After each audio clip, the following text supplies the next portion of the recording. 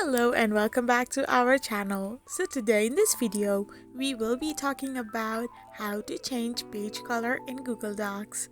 So without wasting much of our time, let's get straight into the video.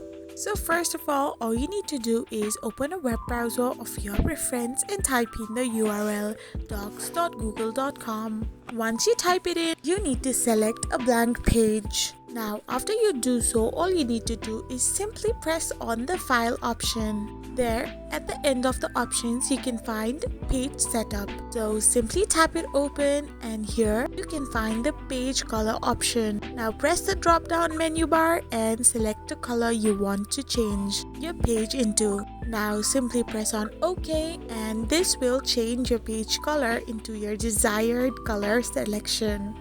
So this is how you change page color on Google Docs. I hope you found this video helpful, so don't forget to hit that subscribe button and do give us a thumbs up. Thank you for watching.